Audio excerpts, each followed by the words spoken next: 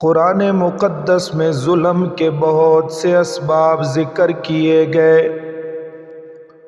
ان میں سے جو بھی سبب پایا جائے گا تو اس پر ظلم کا اطلاق ہوگا،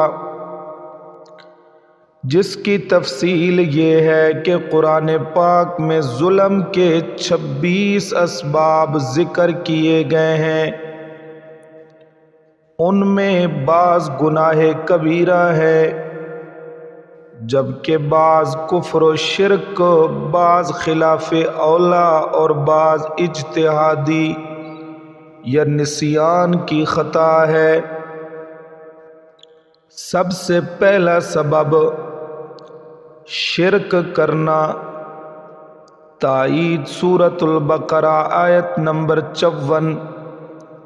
اللہ تعالیٰ فرماتے ہیں وَإِذْ قَالَ مُوسَىٰ، اور جب فرمایا موسیٰ علیہ السلام نے لِقَوْمِهِ، اپنی قوم کو، یا قوم، اے میری قوم، انکم ظلمتم انفسکم، بے شک تم نے ظلم کیا اپنے آپ پر، باتخاذکم العجل، یہ کہ بنا لیا تم نے بچھڑے کو معبود، فتوبوا الی بارئکم، پس توبہ کرو اپنے رب کی طرف، اپنے پیدا کرنے والے کی طرف، فَاقْتُلُوا أَنفُسَكُمْ،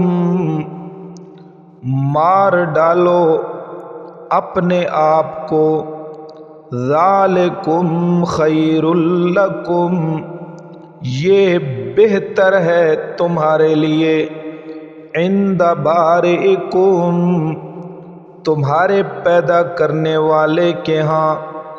اپنے آپ کو مار ڈالو کیا مطلب؟ یعنی جنہوں نے شرک نہیں کیا وہ قتل کریں ان کو جنہوں نے شرک کیا۔ فتاب علیکم انہ هو التواب الرحیم، پس متوجہ ہوا اللہ تعالیٰ تم پر، بے شک وہ توبہ قبول کرنے والا، رحم کرنے والا ہے۔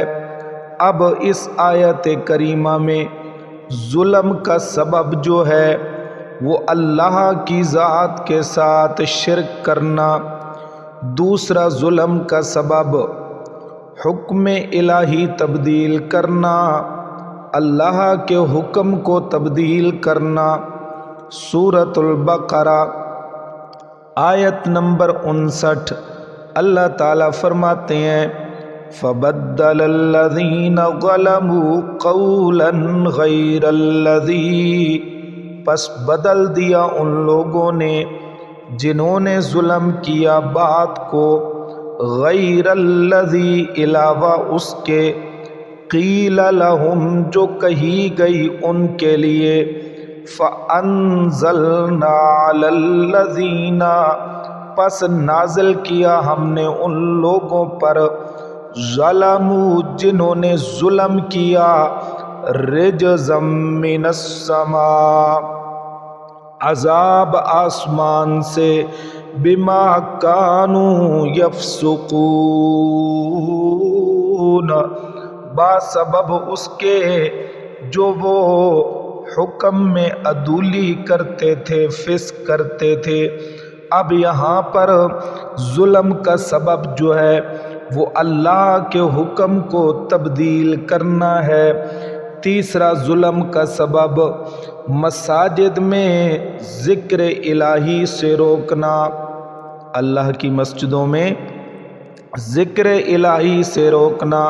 سورۃ البقرہ آیت نمبر 114، اللہ تعالیٰ فرماتے ہیں وَمَنْ أَظْلَمُ مِمَّنْ مَنَعَ مَسَاجِدَ اللَّهِ، اور کون بڑا ظالم ہو سکتا ہے اس شخص سے، منع مساجد اللہ، جس نے روکا اللہ کی مسجدوں میں ان یذکر فیہا اسمہ، یہ کہ لیا جائے وہاں پر اس اللہ کا نام، وسعی فی خرابہا، اور کوشش کی ان کے اجاڑنے میں، اولئک ما کان لہم ان يدخلوها الا خائفین، یہ لوگ نہیں ہے لائق ان کے لیے یہ کہ وہ داخل ہوں ان میں، الا خائفین، مگر ڈرتے ہوئے۔ اب جو لوگ اللہ کی مسجدوں سے روکتے ہیں کہ اس میں ذکر الہی کیا جائے، ان کے لیے فی الدنیا خزی، دنیا میں بھی ذلت ہے، وَلَهُمْ فِي الْآخِرَةِ، اور ان کے لیے آخرت میں بھی عذاب عظیم، بڑا عذاب ہے۔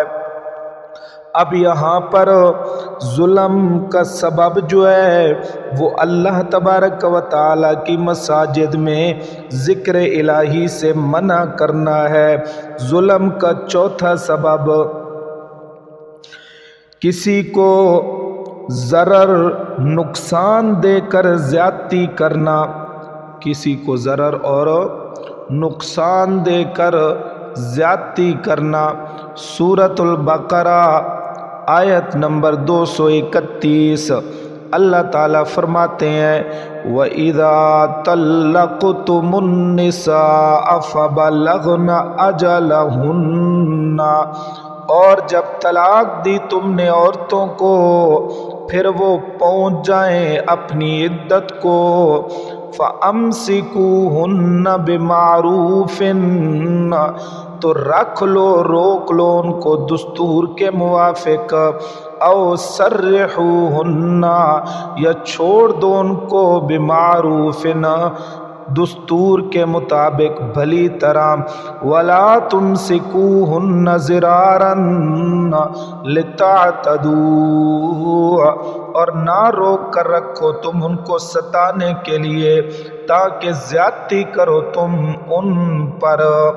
اب یہاں پر ظلم کا سبب جو ہے وہ تکلیف دینے کے لیے زیادتی کرنا۔ آگے پانچواں سبب ظلم کا حق کا چھپانا۔ پانچواں سبب ظلم کا کیا ہے؟ حق بات کو چھپانا۔ سورۃ البقرہ آیت نمبر 140 ہے۔ اللہ تعالیٰ فرماتے ہیں،